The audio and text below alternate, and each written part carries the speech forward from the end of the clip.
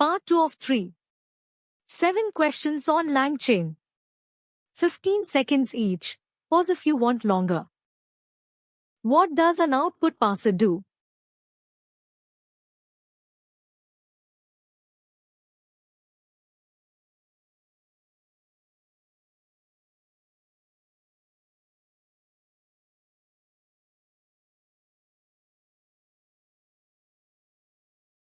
It converts the model's text into structured data your code can actually use. You declare the shape you want, and the parser injects the format instructions into the prompt, validates what comes back, and can retry when the model returns something that doesn't pass. That retry loop is the part worth having. Models do disobey your format reliably, especially the smaller ones. What is memory in LangChain?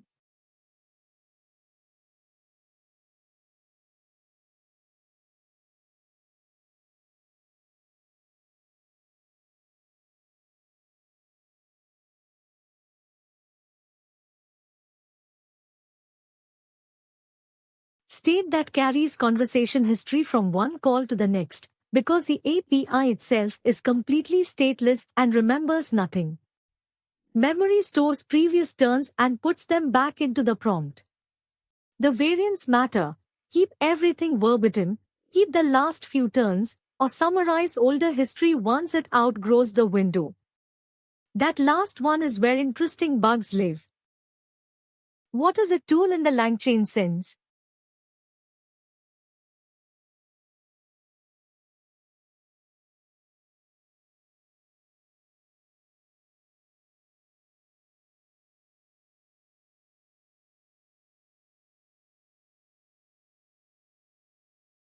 A function plus a description of what it does and what arguments it needs.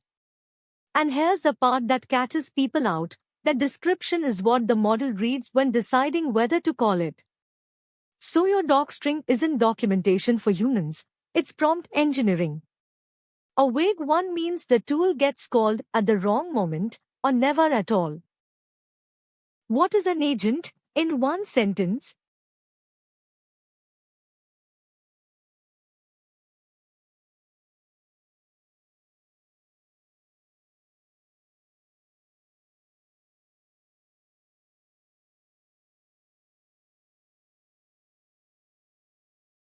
a loop where the model keeps deciding what to do next. It picks a tool, the tool runs, the result goes back in, and round it goes until the model says it's finished. The defining property, and the whole reason agents are hard to operate, is that the control flow is chosen by the model at runtime, not written by you in advance. What's the main operational risk of agents?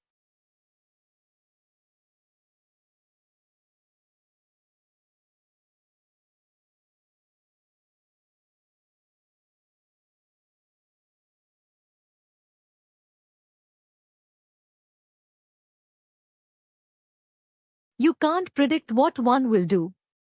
The same input might resolve in 3 steps today and 15 tomorrow, which makes cost unpredictable, latency unpredictable, and reproducing a bug genuinely difficult. This is why every serious agent framework ships iteration caps and timeouts, not as polish, but because unbounded loops are the default failure mode. What is LangGraph and why does it exist?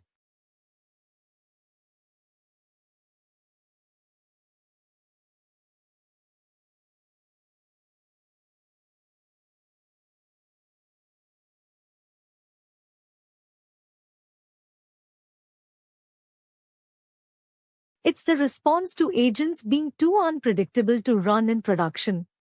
Instead of a loop where the model invents the entire path, you define states and the transitions between them explicitly, so the model makes decisions inside a structure you control. It's a fascinating admission, really. Full autonomy turned out to be less useful than constrained autonomy. What is Langsmith for?